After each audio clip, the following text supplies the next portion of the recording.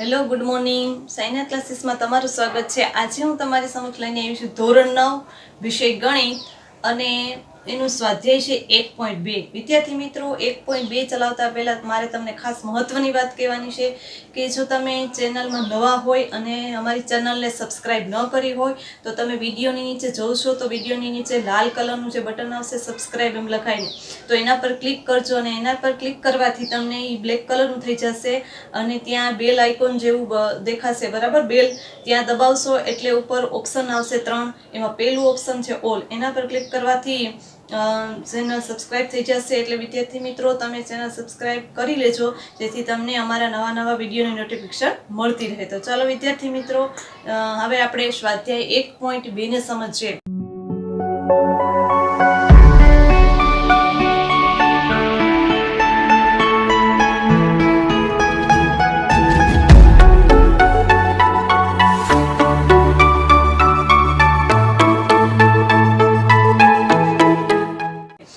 આગળ મેં બે વિડીયો મૂકેલા છે, પહેલો ભાગ છે થિયરીનો છે અને બીજો ભાગ 1.1 નો છે। વિદ્યાર્થી મિત્રો તો આપણે આ સમજવા માટે થોડુંક થિયરી પણ સમજવું પડે, તો તમે જો આ વિડીયો ના જોયો હોય તો તમે એની લિંક ડિસ્ક્રિપ્શન બોક્સમાં લઈ અને જોઈ શકો છો, બરાબર।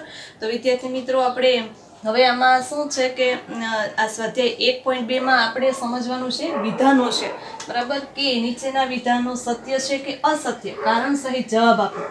તો તમે થિયરીમાં જોયું છે, મેં તમને કીધું હતું કે પ્રાકૃતિક સંખ્યા કોને કહેવાય, બરાબર। પ્રાકૃતિક સંખ્યામાં 1 થી અને અનંત સુધીની જે સંખ્યા હોય પ્રાકૃતિક સંખ્યા કહેવાય। પૂર્ણ સંખ્યા કોને કહેવાય, તો પૂર્ણ સંખ્યામાં વિદ્યાર્થી મિત્રો 0 થી અનંત સુધીની સંખ્યા એ પૂર્ણ સંખ્યા કહેવાય। પૂર્ણાંક સંખ્યા કોને કહેવાય, તો કે પૂર્ણાંક સંખ્યામાં બધી ધન પૂર્ણાંક, બધી ઋણ પૂર્ણાંક અને 0 નો સમાવેશ થાય છે।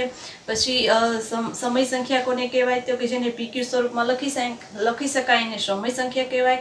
અસમય સંખ્યા તો કે પીક્યુ સ્વરૂપમાં ન લખી શકાય ને અસમય સંખ્યા કહેવાય। હવે આપણે આમાં વાસ્તવિક સંખ્યાનું જોવાનું છે, તો વાસ્તવિક સંખ્યા એટલે રિયલ નંબર, બરાબર, રિયલ નંબર કે જેમાં બધાનો સમાવેશ થાય છે, સમય સંખ્યા અને અસમય સંખ્યા। તો હવે પહેલું વિધાન છે વિદ્યાર્થી મિત્રો, આ બધી તમને માહિતી ખ્યાલ હોવો જોઈએ।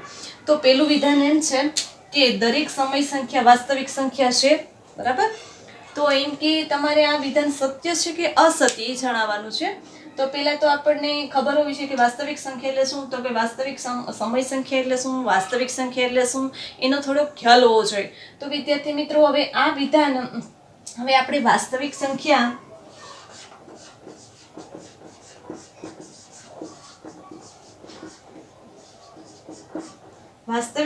બરાબર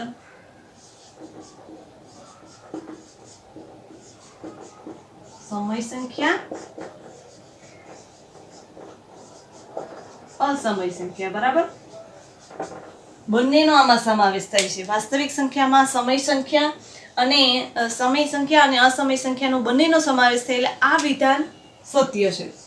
આપણે એનું કારણ જણાવવાનું છે, આ વિધાન સત્ય છે। હવે એમ પૂછશું શા માટે, કારણ કે એનું કારણ જણાવો, બરાબર। તો કારણ કે વાસ્તવિક સંખ્યામાં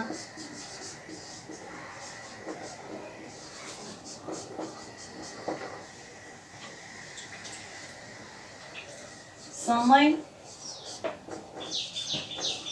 અને અસમય સંખ્યાનો સમાવેશ થાય।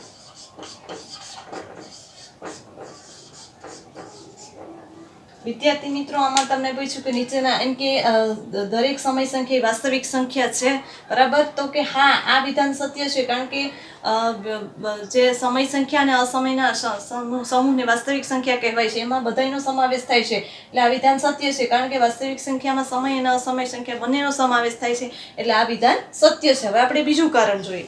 બીજું કારણ એમ છે કે સંખ્યા રેખા પર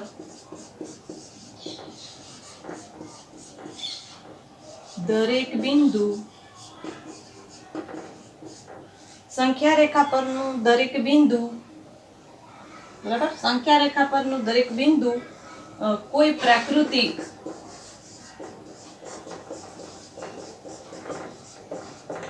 પ્રાકૃતિક સંખ્યા m માટે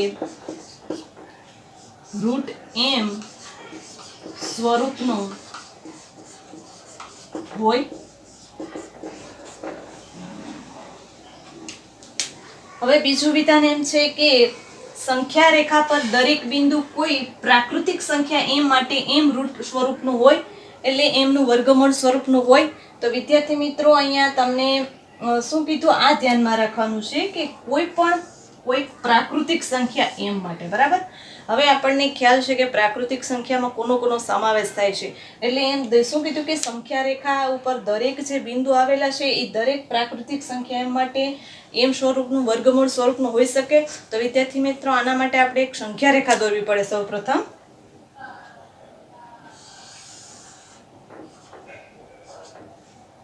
આના માટે એક આ સંખ્યા રેખા દોરી. હવે આપણે અહીં બિંદુ ઓ બિંદુ અહીંયા 0 સોરી અહીંયા 1 અહીં 2 અહીં 3 અહીંયા -1 -2 -3, બરાબર. હવે આપણે શું કીધું કે અહીંયા આપણે તમે જો અહીંયા 0 આ ધન પૂર્ણાંક, અહીંયા આ 0 અને આ ઋણ પૂર્ણાંક.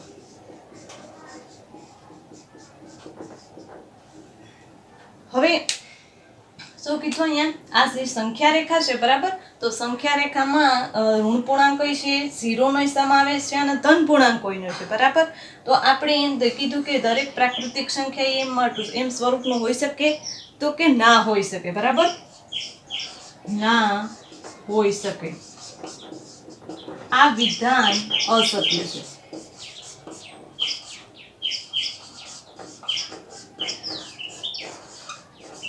શા માટે અસત્ય છે, બરાબર.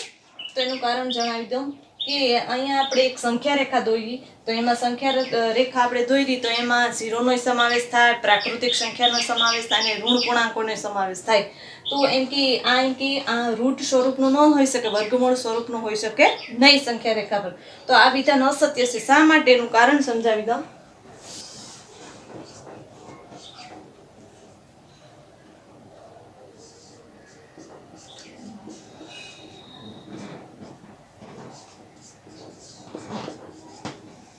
હવે બરાબર, તો એનું કારણ શું હોઈ શકે? આ વિધાન અસત્ય છે. શા માટે? કારણ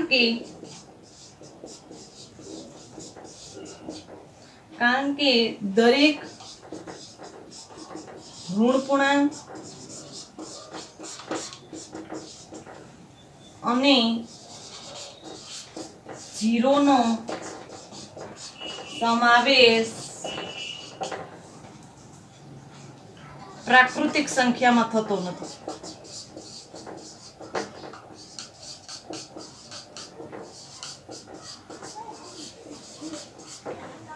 બરાબર, કારણ કે દરેક ઋણ પૂર્ણાંક, કારણ કે આ સંખ્યા રેખા પર ઋણ પૂર્ણાંક, દરેક ઋણ પૂર્ણાંક અને 0 નો સમાવેશ પ્રાકૃતિક સંખ્યામાં થતો નથી. જો અહીંયા ધન પૂર્ણાંક હોત, દાખલા તરીકે ધન પૂર્ણાંક હોત,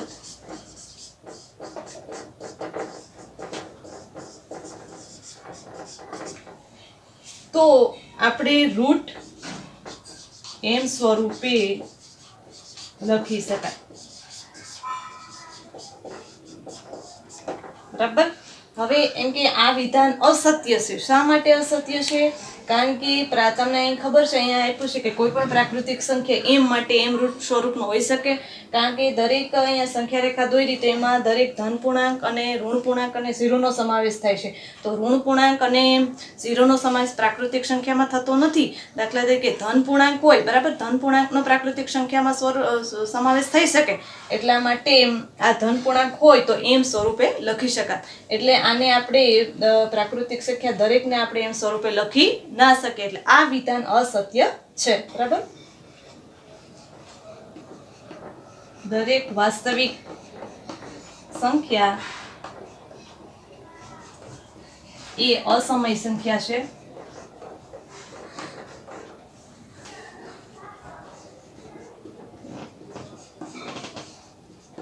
દરેક વાસ્તવિક સંખ્યા એ અસમય સંખ્યા છે. બરાબર, એમ પ્રશ્ન પૂછ્યો. હવે તો વિદ્યાર્થી મિત્રો અહીંયા આપણે ખબર છે કે વાસ્તવિક સંખ્યામાં તમને સમય અને અસમય સંખ્યાનો સમાવેશ થાય, પણ એવી રીતે અશક્ય નથી. બરાબર. હવે વાસ્તવિક સંખ્યા બરાબર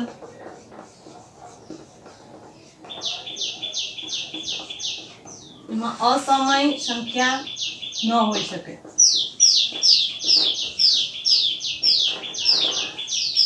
આ વિધાન અસત્ય છે.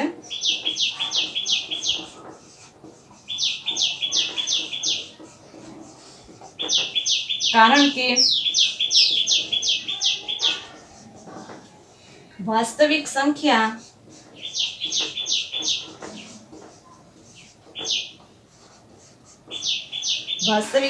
બરાબર સમય સંખ્યા થાય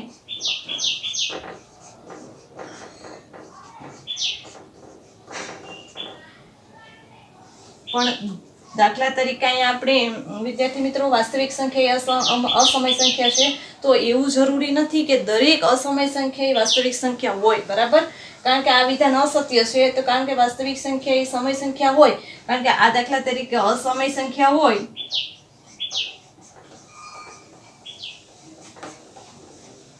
એ દરેક સમય સંખ્યા ન હોય.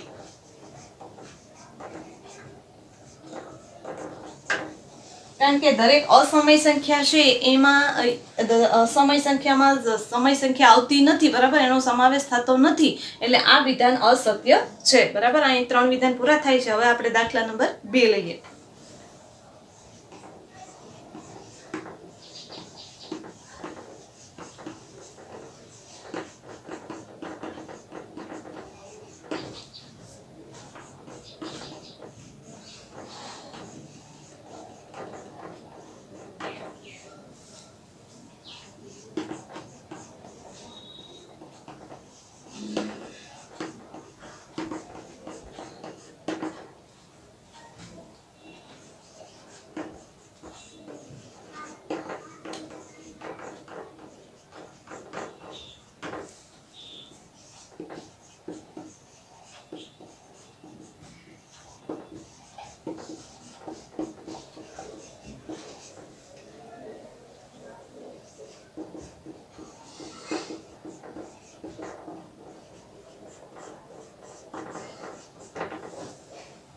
હવે અહીંયા 3 વિધાન પૂરા થયા. હવે બીજો દાખલો કે શું દરેક ધન પૂર્ણાંકોનું વર્ગમૂળ અસમય હોય?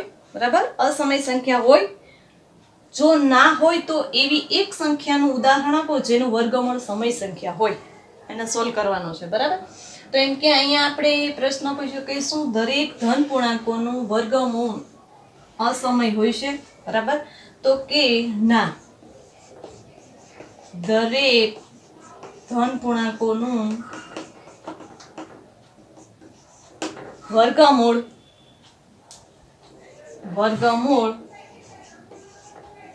અસમય ન હોય.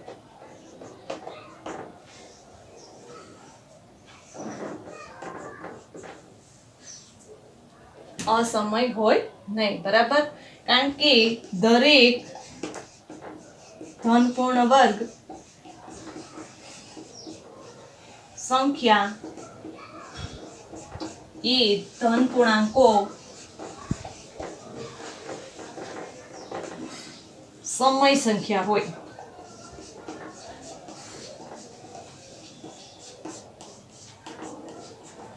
વિદ્યાર્થી મિત્રો, શું દરેક ધન પૂર્ણાંકોનું વર્ગમૂળ અસમય સંખ્યા હોય? પહેલા આપણે એટલું સોલ્વ કરવાનું છે કે શું દરેક એમ કે જે ધન સંખ્યા છે ધન પૂર્ણાંક એનું વર્ગમૂળ અસમય સંખ્યા હોય? તો કે ના હોય. બરાબર, શા માટે ના હોય? કારણ કે દરેક ધન પૂર્ણ વર્ગ સંખ્યા છે એ સમય સંખ્યા હોય. આપણને ખબર છે કે જે અસમય સંખ્યા કોને કહેવાય? તો કે અસમય સંખ્યા આપણે જેમ કે પીક્યુ સ્વરૂપમાં ન લખી શકીએ. સમય સંખ્યા એટલે પીક્યુ સ્વરૂપમાં લખી શકાય. એટલે શું કીધું કે અસમય સંખ્યા ન હોય, કારણ કે ધન પૂર્ણાંકો એ અસમય સંખ્યા ન હોય અને દરેક ધન પૂર્ણ વર્ગ સંખ્યા એ ધન પૂર્ણાંકો સમય સંખ્યા હોય. કઈ રીતે એનું ઉદાહરણ આપવાનું છે વિદ્યાર્થી મિત્રો? તો એના ઉદાહરણ આપણે આપીએ. હવે આપણે એનું ઉદાહરણ લઈ લે. અહીંયા વર્ગમૂળમાં હું 4 લખીશ. બરાબર, તો એનું વર્ગમૂળ શું થશે? 2 આવશે. આ ઉદાહરણ છે. અહીંયા વર્ગમૂળમાં હું 9 લખીશ તો એનું શું આવશે? 3 આવશે વર્ગમૂળ. બરાબર, અહીંયા વર્ગમૂળમાં હું 16 લખીશ તો શું આવશે? 4 આવશે. બરાબર, હવે અહીંયા વર્ગમૂળમાં હું શું લખીશ? 25 તો શું આવશે? 5 આવશે. બરાબર, એટલે આ બધી સંખ્યા છે, આ 2 3 4 5. બરાબર, એ સંખ્યા કઈ છે? સંખ્યા સમય સંખ્યા છે.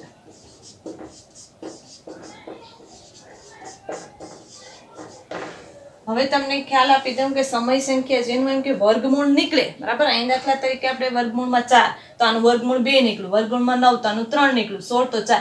જેનું વર્ગમૂળ નીકળે એને સમય સંખ્યા કહેવાય, જેનું ના નીકળે એને અસમય સંખ્યા કહેવાય. તો અહીં એવો પ્રશ્ન પૂછે શું દરેક ધન પૂર્ણાંક છે એનું વર્ગમૂળ અસમય સંખ્યા હોય તો કે ના હોય, બરાબર. જો ન હોય તો તમારે એક ઉદાહરણ આપવાનું છે, બરાબર. તો અને ઉદાહરણ આપી અને એનું વર્ગમૂળ સમય સંખ્યા હોય તો કે મેં તમને આગળ સમજાવ્યું હતું કે દરેક વર્ગમૂળનું અસમય સંખ્યા ન હોય. હવે મેં તમને એનું ઉદાહરણ એમ કે આ 4 નું વર્ગમૂળ 2 હોય, 9 નું વર્ગમૂળ 3 હોય, 16 નું 4 હોય, 25 નું 5 હોય. તો આ બધી સંખ્યા શું આવ્યું? સમય સંખ્યા, બરાબર. એટલા માટે આ દાખલો આ પૂરો થાય છે. હવે આપણે એના પછીનું જોઈએ. બીજું જોઈએ કે 5 રૂટને, બરાબર, 5 વર્ગમૂળની સંખ્યા રેખા પર કેવી રીતે દર્શાવી શકાય 5 રૂટને? તો એને દર્શાવવું તો આપણે કઈ રીતે દર્શાવી શકાય? તો વિદ્યાર્થી મિત્રો આગળ તમે પાયથાગોરસનો પ્રમેય સમજી ગયા હશે, બરાબર. તો પાયથાગોરસના પ્રમેય મુજબ અહીં 5 રૂટને આપણે આવી રીતે લખી શકીએ વિદ્યાર્થી મિત્રો. બરાબર. શું લખવાનું? આને આપણે ભાગ પાડવા હોય તો કઈ રીતે લખી શકાય? 4 + 1, બરાબર. હવે આનો આપણે આવી રીતે કરી શકીએ 5 રૂટ. હવે આપણે આનો પાયથાગોરસનો સિદ્ધાંત મુજબ, બરાબર, પાયથાગોરસના પ્રમેય મુજબ બંને બાજુનો સરવાળો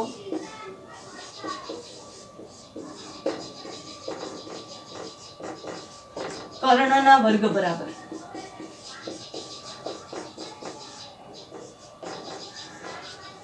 હવે તમને 5 રૂટને સંખ્યા રેખા પર કેવી રીતે દર્શાવાય? તો આપણે અહીંયા 5 રૂટ લીધા, એના ભાગ પાડ્યા 4 + 1, બરાબર. હવે આપણે પાયથાગોરસના પ્રમેય મુજબ કે બંને બાજુનો સરવાળો કર્ણના વર્ગ બરાબર. તો અહીંયા આપણે આના વર્ગ કેટલો થશે? 4 નો 2 નો વર્ગ અને આપણે આમ કૌંસમાં 1 નો વર્ગ, બરાબર. હવે આપણે 2 નો વર્ગ 1 નો વર્ગ, બરાબર. હવે શું કરવાનું છે? તો કે આપણે એક સંખ્યા રેખા દોરવાની છે આવી રીતે. અહીંયા સમાસ નહીં, આપણે એમ કે 5 રૂટને, બરાબર, કઈ રીતે આપણે દર્શાવી શકીએ આકૃતિ સંખ્યા રેખા ઉપર, એવી રીતે દર્શાવવાનું છે. તો આપણે જે સરસ મજાનું આવી રીતે 5 રૂટ, એના આપણે ભાગ પાડ્યા 2 નો વર્ગ બરાબર 1 નો વર્ગ. આ પાયથાગોરસના પ્રમેય મુજબ. હવે આપણે એક સંખ્યા આવી રીતે રેખા દોરી, નીચે દોરી એટલે ખ્યાલ આવે, બરાબર. આપણે એમાં સૌ પ્રથમ શું કરવાનું છે? ઉગમ બિંદુ O દોરવાનું છે, બરાબર. તો અહીંયા આપણે O આપી દઈએ. પછી ઈ સર્વપ્રથમ મુદ્દો થયો, અહીંયા આપણે મુદ્દો લખી નાખીએ. O ને ઉગમ બિંદુ સ્થાન આપો.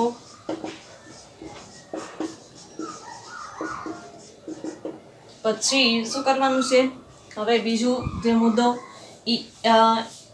બરાબર, OB પર O ને લઈ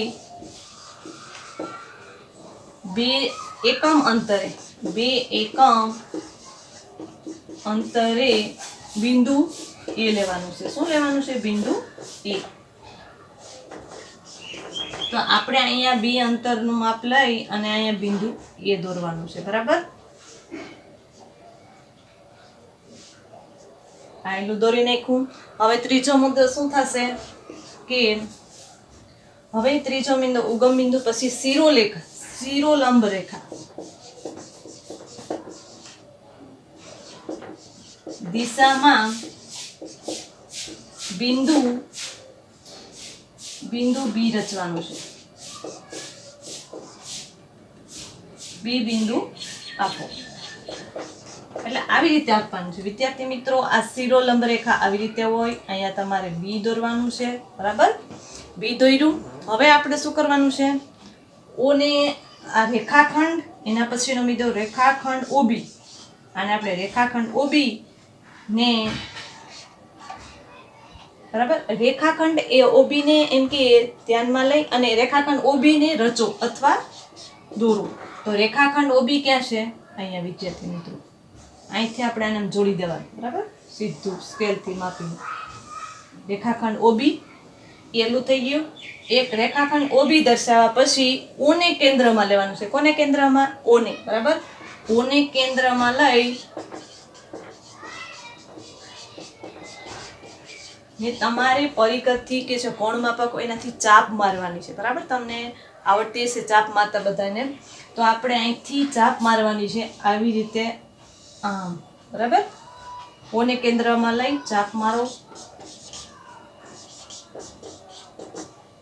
હવે શું કરવાનું છે એના પછી મુદ્દો, ચાપ માર્યા પછી જ્યાં એમ કે ઓ બિંદુ એમ કે જ્યાં બી છેદે, બરાબર, ત્યાં બિંદુ એમ આપવાનું છે. શું નામ આપવાનું છે? એમ નામ આપવાનું છે. એમ આપો. તો અહીંયા તમારે એમ નામ લખવાનું છે. બરાબર. આવી રીતે સંખ્યા રેખા દોરી અને તમારે આવી રીતે દર્શાવવાનું છે. પહેલા શું કરવાનું છે? સંખ્યા રેખા દોરવાની, પછી ઉગમ બિંદુ નામ આપી દેવાનું, પછી જેટલા અંતર એકમ લે તો એકમ જ લેવાનું, ઇંચ લે તો ઇંચ જ લેવાનું. બરાબર. અને સેમી લે તો સેમી જ લેવાનું. તો અહીંયા આપણે ઓને 2 એકમ લેવાનું છે. 2 એકમે ઓ બિંદુ નામ આપી દેવાનું. ઓ બિંદુ આપ્યા પછી શીરો લંબ રેખા એટલે આમ ઊંચું જવાનું. પછી ત્યાં બિંદુ બી આપી દેવાનું. બિંદુ આપ્યા પછી રેખાખંડ ઓબી દોરવાનું. આવી રીતે રેખાખંડ પછી દોર્યા પછી ઓને કેન્દ્રમાં લઈ અને ચાપ મારવાની છે. આવી રીતે પરિકરથી કે જે કોણ માપકથી ત્યાં બિંદુ એમ આપવાનું છે. બરાબર. એટલે આ એમ ઓ એમ બરાબર એમ રૂટ બરાબર 5 રૂટ હોઈ શકે. આ અહીંયા દાખલો અહીંયા પૂરો થાય છે. બરાબર. આ એમ કે સમજૂતી અહીંયા પૂરી થાય છે. તો વિદ્યાર્થી મિત્રો, મેં તમને મારા સરળ શબ્દમાં જે આ સ્વાધ્યાય 1.2 હતું તે સમજાવવાનો પ્રયત્ન કર્યો કે 3 વિધાન હતા. બરાબર. કે દરેક એમ કે સમય સંખ્યા વાસ્તવિક સંખ્યા હોય તો કે હા, આ વિધાન સત્ય છે, કારણ કે દરેક વાસ્તવિક સંખ્યામાં સમય અને અસમય સંખ્યાનો સમાવેશ થાય છે. બરાબર. દરેક સમય સંખ્યામાં વાસ્તવિક સંખ્યાનો સમાવેશ થાય એટલે આ સત્ય છે. બીજું વિધાન હતું કે એમ કે શું, એમ કે ધન પૂર્ણાંકો એમ કે એમ વર્ગ માટે પ્રાકૃતિક એમ માટે એમ કે એમ રૂટ સ્વરૂપનું હોઈ શકે. તો કે આ વિધાન અસત્ય છે, કારણ કે પ્રાકૃતિક સંખ્યામાં કઈ ઋણ પૂર્ણાંકો અને ઝીરોનો સમાવેશ થતો નથી. બરાબર. એમાં તો ધન પૂર્ણનો સમાવેશ થાય છે, એટલે આ વિધાન અસત્ય છે. ત્રીજું હતું કે દરેક એમ કે વાસ્તવિક સંખ્યા એ અસમય સંખ્યા હોઈ શકે. તો કે ના હોઈ શકે, કારણ કે અસમય સંખ્યા એ સમય સંખ્યા ન હોય, એટલા માટે એ વિધાન અસત્ય હતું. પછી મેં તમને આ સમજીતું આપી. એટલે વિદ્યાર્થી મિત્રો, અહીંયા આપણે સ્વાધ્યાય 1.2 અહીંયા પૂરું થાય છે. એટલા માટે મેં મારા સરળ શબ્દમાં તમને આ સમજાવવાનો પ્રયત્ન કર્યો. તો વિદ્યાર્થી મિત્રો, આ વિડીયો તમને ગમ્યો હોય તો લાઈક કરજો, શેર કરજો, અને જો તમે અમારી ટેલિગ્રામ ચેનલ છે એમાં જો એ ચેનલને સબસ્ક્રાઈબ ન કરી હોય તો કરી લેજો, જેથી તમને અવારનવાર જે સ્ટડી મટીરિયલ મળતું રહે. Thank you so much. આગલા ટોપિક સાથે આપણે મળશું.